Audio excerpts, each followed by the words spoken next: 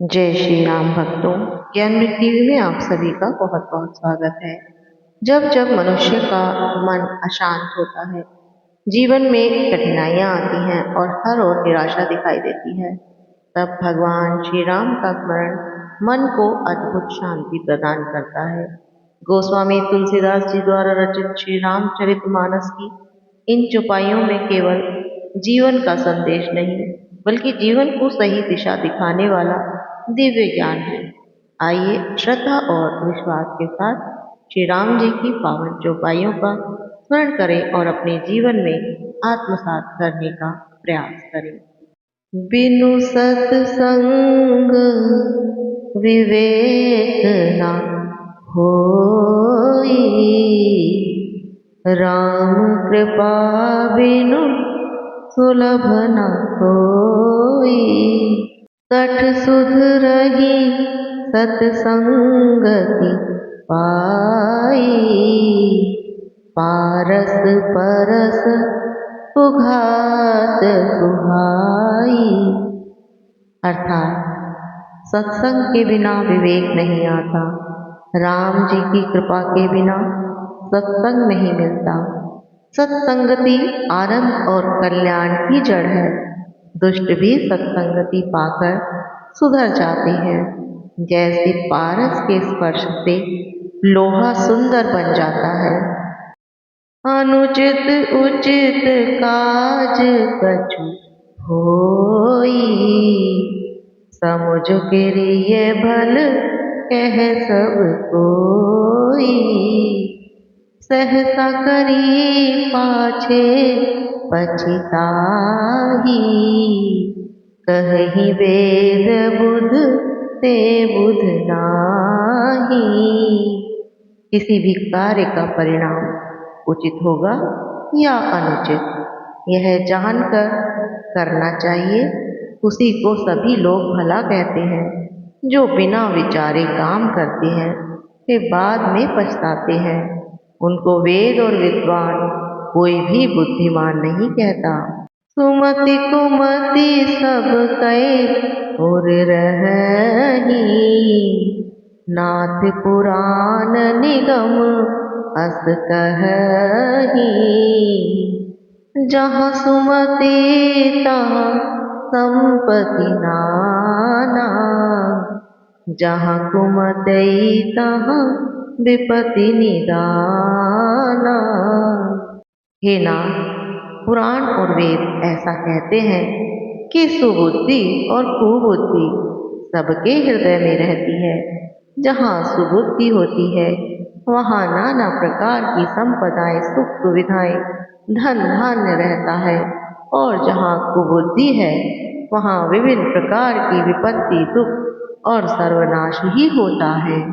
कौन सो काज कठिन जग माही, जो नहीं होई तात तुम पाही। राम काज लगी तब अवतारा, सुनत ही भयउ पर्वताकारा। जब माँ सीता का पता लगाने के लिए समुद्र को पार करके त्रिकूट पर्वत पर स्थित लंका में जाना था, तब जामवंत जी ने हनुमान जी से कहा, हे पवन सुत हनुमान, जगत में ऐसा कौन सा कार्य है जिसे आप नहीं कर सकते। संसार का कठिन से कठिन कार्य भी आपके स्मरण मात्र से सरल हो जाता है। ऐसा कहते हुए जामवंत जी ने हनुमान जी को यह स्मरण कराया कि आपका जन्म प्रभु श्री राम के कार्य के लिए हुआ है। ऐसा सुनते ही पवन सुत हनुमान जी पर्वत के आकार के हो गए, विशालकाय हो गए, सुमेरु पर्वत के समान हो गए।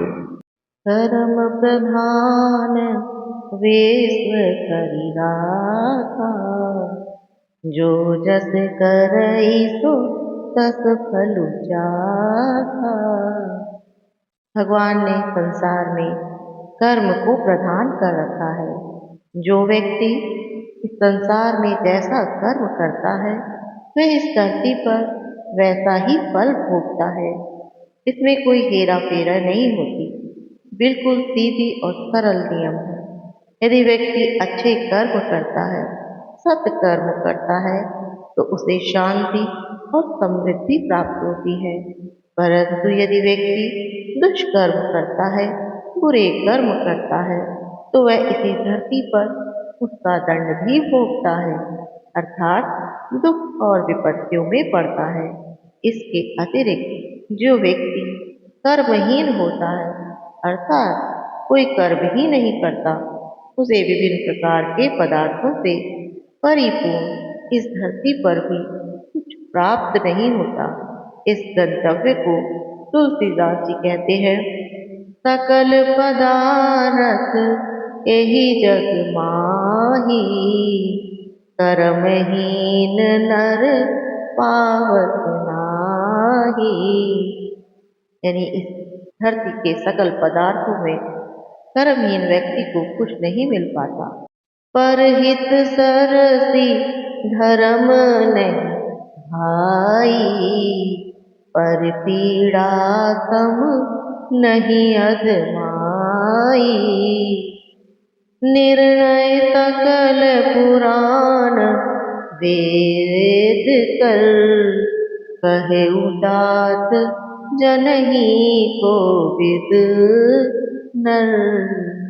तुलसीदास जी कहते हैं, हे भाई, दूसरों की भलाई के समान कोई धर्म ही नहीं है और दूसरों को दुख पहुंचाने के समान इस संसार में कोई नीचता नहीं है, पाप नहीं है। सारे वेद और पुराणों का यह सार मैंने तुमसे कहा है। इस बात को ज्ञानी लोग भली भांति जानते हैं। धीरज धर्म मित्र अरुनारी, आपद काल परिखहि चारी। वृद्ध रोग बस जड़ धरहीना, अंध बधिर क्रोधी अति दीना। अर्थात धीरज, धैर्य, धर्म, मित्र और स्त्री, इन चारों की परख विपत्ति के समय ही होती है। वृद्ध, रोगी, मूर्ख, निर्धन, अंधा, बहरा, क्रोधी और अत्यंत दीन, ऐसे भी पति का अपमान करने से स्त्री यमपुर में भांति भांति के दुख पाती है। शरीर, वचन और मन से पति के चरणों में प्रेम करना ही स्त्री का एकमात्र धर्म है। तव भगवानु सकल पुरवासी, करहि मोहि रघुबर कै दासी। जेहि के जेहि पर सत्य सनेहु, तो तेहि मिलई न कछु संदेहु।